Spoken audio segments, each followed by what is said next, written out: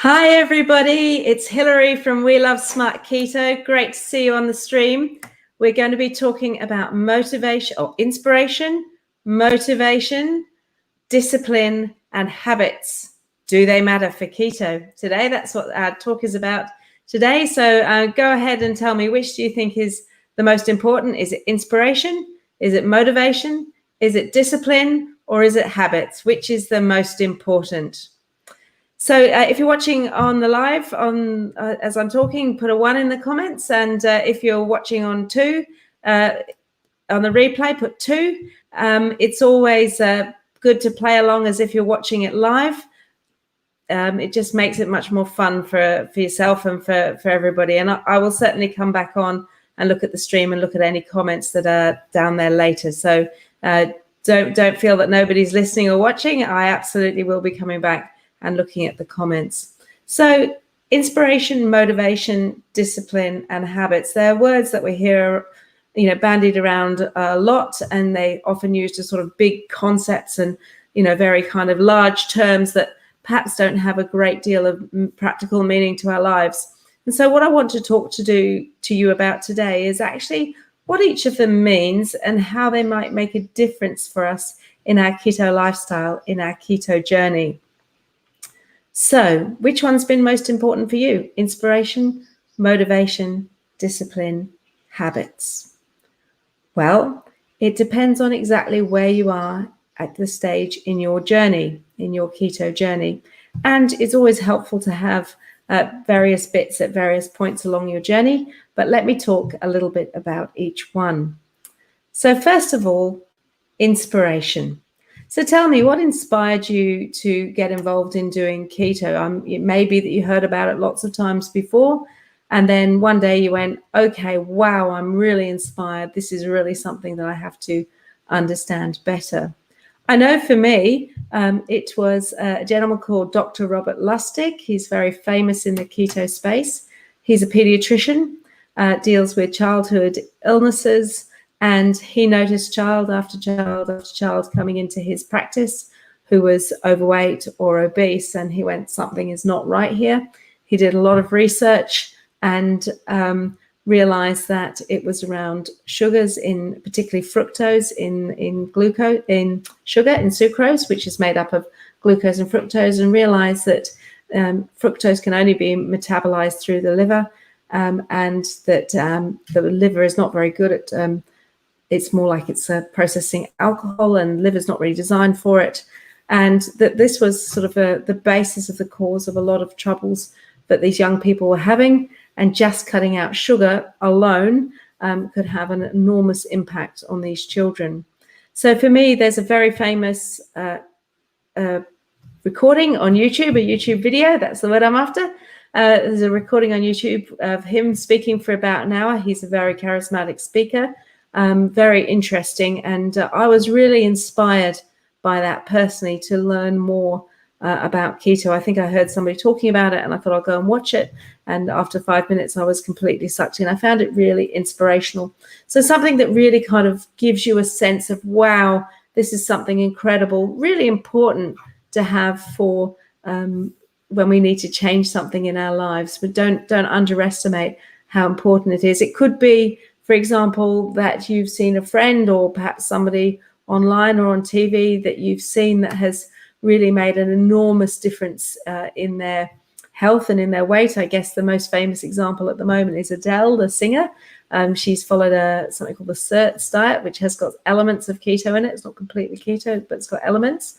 And they're very inspirational for people. So inspiration is really important because it gives you a sense of what's possible. Maybe you have a lot of weight to lose and you've seen somebody else with, similar or perhaps even more weight than you have to lose. And, and you've seen them come down, into their right sized body. And so that perhaps has provided a real inspiration for you of what's possible. And that's what inspiration does. It gives us a sense of how great the world can be and what we can achieve, either individually or collectively. What it doesn't necessarily do is make us take action. You can watch an inspiring movie and walk away and go, wow, that was amazing, and actually take no action. And in fact, that's what I did with Robert Lustig's presentation for years. I knew about it and I thought it was interesting, but I did nothing. So the next one is the one that's really important, which is motivation. And motivation comes from the movement word move, right? It means something that moves you to take action. So inspiration gives you a sense of amazement and well-being and awesomeness about what's possible. Motivation gives you the ability to take action. And very important when we've got that initial getting over that hump of actually doing something different, getting over the speed bump of I need to do something differently from how I was doing things before. Motivation is really important because it gives you that bit of acceleration that you need to really, get that vehicle moving. So tell me, what gave you motivation to start with keto, or are you still at the inspiration stage? So for me, I know personally, it may be for you that it's, a health issue, or it might be, things like polycystic ovarian syndrome is a pretty common reason why people get started with keto. Irritable bowel syndrome is another reason that people get started. Wanting to look better in your clothes, having insulin resistance, having metabolic syndrome, another very common reason. Also, just being overweight and being heavier, not feeling comfortable in yourself. That's another reason that many people start. So tell me, what's been your motivation to get started? I know for me that, sharing a little bit of personal history here, I'm actually a double breast cancer survivor. So I've had it twice over the course of 11 years, 12 years, something like that. Twice thriver. Don't like to call it survivor, call it a thriver. And, for me, that knowing that, if you're not in your right size body, if you're a bit heavier, that there's a higher risk of recurrence of breast cancer. Certainly can't speak for all cancers, but I know that's the case for breast cancer. Really strong motivation to get up and do something, and making sure that living a healthy lifestyle. So really interested to know what's motivated you. So talked a little bit about inspiration, talked a little bit about motivation. Well, motivation's great, get you going. But then you need to stick at it. You need stickability, right? We're all great in New Year. We get our New Year's resolution. We go, I'm going to do this. And then you might do it for a few days, a week, or even a month or two. And you've got the motivation, you've got going. But then you really need stickability. So you need the discipline to be able to stick with it. So discipline doesn't necessarily mean being disciplined. It doesn't mean, getting into trouble or, giving yourself a hard time. Discipline just means the ability to stick to a plan. Imagine if you got motivated to go to work and then, one day you didn't really feel like going to work, so you gave up. You wouldn't keep that job for very long. So discipline is the ability to get up and do it, even when you don't want to do it. So, for example, saying, well, I'm going to go for a daily walk at lunchtime. Today it's a bit hot, I don't really feel like doing it, or it's a bit cold, or my shoes don't feel so comfortable today, and so I'm not going to go. Imagine if that was, picking your child up from school. You're not going to go, oh, I don't really feel like picking my child up from school today. I'm not going to bother. There are actually some days where I don't feel like picking my child up from school. I do pick her up every single day during term time from school. So discipline is about having the ability to get up and do it no matter what, right? That's a discipline, right? The ability to say, okay, in keto, for example, I am going to skip breakfast every weekday, and not going to eat until after 11 because I'm doing, 16 and 8 or whatever it is that you're doing. So it's the ability to make a decision and stick to it. Motivation gets you moving. Discipline is the thing that keeps you going in that first place, where you go, I'm gonna do it and I'm going to stick to it.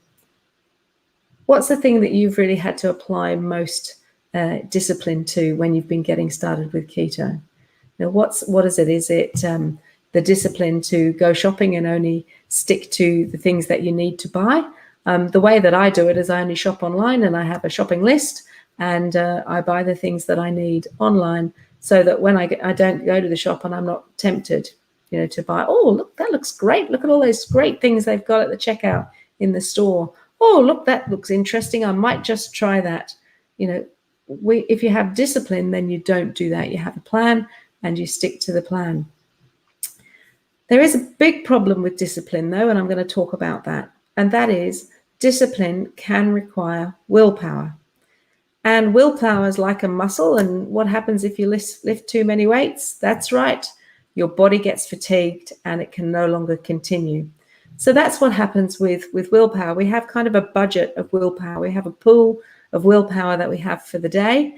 And it gets kind of refreshed overnight. Sleep is a wonderful restorer of willpower. So that's why if you're tired, it's often very hard to have discipline to do things.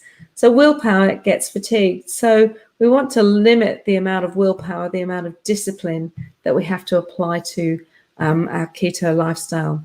So what we want to do, of course, is set it up for ourselves to make it easy. And I've talked about setting up environments before to make our keto lifestyle as simple as possible. But what we want to do with our disciplines is build them into habits.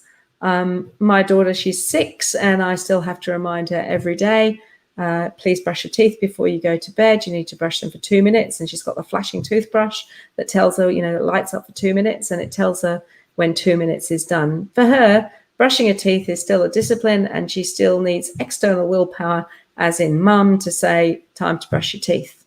But over time, as she gets older, that will become a habit. She will not think twice about brushing her teeth before she goes to bed. I know I don't. It's, one of the last things I do at night. And I suspect it probably is for you as well. That isn't a discipline anymore. That's a habit. And that's what we want to get to in our keto lifestyle. We want to build it so that step by step, so that our keto lifestyle just becomes a habit, something that's not effortful, something that's easy, something that we love. And so just build it step by step, moment by moment. So one of the things that we want to do is not try and build too many things at once. So we take it step by step, and I've talked about that before. Tiny habits, tiny steps, building one thing at a time and focusing on one thing at a time, so that over time, once you're 6 months into your keto journey, a year into your keto journey, 2 years into your keto journey, things that you thought were really hard at first and it was always going to be difficult suddenly become, really simple for you. I know for me, I don't think twice about drinking black coffee, and I find it odd if it has something, cream in it or creamer in it. I find it strange. Whereas, when I first started out with keto, I was like, oh my goodness, I have to switch from milk to cream. Oh my goodness. And then I put that as a discipline. Probably had too much cream at first, and then I cut back on that. And eventually I went, okay, I've got this discipline. I'm now going to go for no cream at all in my coffee because I just don't want to drink my calories. And so at first that was a discipline, and it took some getting used to. And now I actually prefer it. It's become, a real habit for me. But don't think that's going to happen overnight. A habit, people say, a habit takes 14 days to a month to put in place. Actually, it depends on what the habit is. And a habit, on average, takes 61 days. It's a very specific number, I know, but they looked at in a scientific study, they looked at a range of habits, and the average time is basically 2 months. A minimum of 2 months to put a habit in place, unless, of course, it immediately makes your life easier, in which case it's pretty simple. But if it's something that you have to make a bit of effort to change, if it's taking you a little while and you're falling back and then you're trying again, that's fine. That's fine. It will take a few months to really bed in. So yes, all of them, inspiration, motivation, discipline, and habits, all important on the keto lifestyle. But you can't start keto and expect to go straight to habit. Yep, that's immediately become a habit on day one. First of all, get inspired, have a look, find other people, other books, other places, other stories that you find really inspiring, and remind yourselves of those. Really important to have some inspiration. Then think about what motivates you, what's important for you, what's your why. There's a very famous person in business, he's called Simon Sinek, and he talks about starting with why. Always understand why you're doing something. If you understand why and what's the benefits that you're going to get out of doing something, you're much, much more likely to stick at it. Discipline at first when we're getting started, also really important. I'm going to shop on a Thursday and I'm going to buy these things. I'm going to have lunch at such and such a time, and I'm going to plan my meals every week. Really important to put some discipline. And over time, it just becomes a practice. Habits are just a practice. the way that things are done around here, the way that things that I do, the way that I do things, the way that our household does things. They just become habits and ways of being and ways of living after a while. But you can't expect that to happen straight away. It just takes a little bit of time, and that's completely fine. You know, we've been living a certain way all of our lives, and if we're changing, it just takes a bit to make that happen.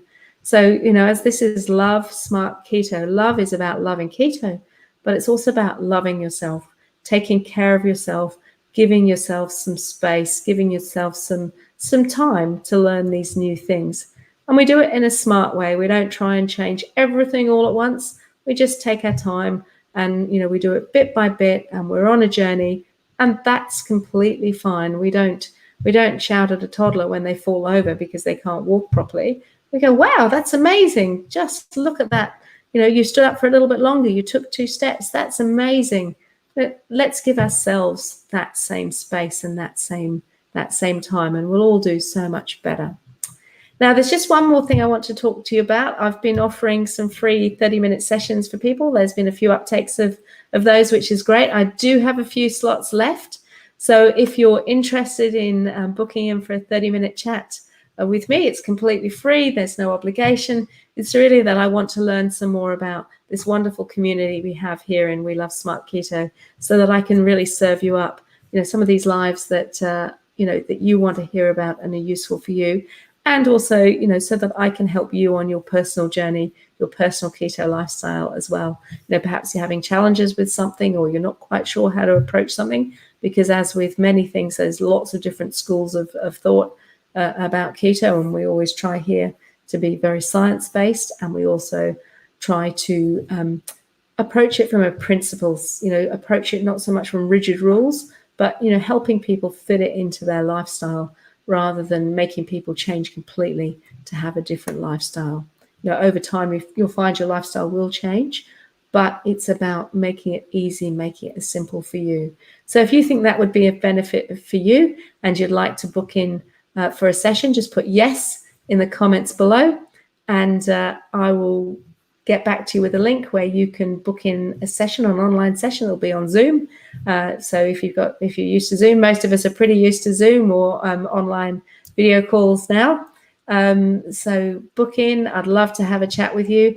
As I said, it's completely, you know, obligation free. It's really, I just really want to learn more about you so that I can really serve this group. So I would love to see you face-to-face, one-on-one, in a Zoom call. So just put yes in the comments, and I'll see you in the group. Thanks, guys.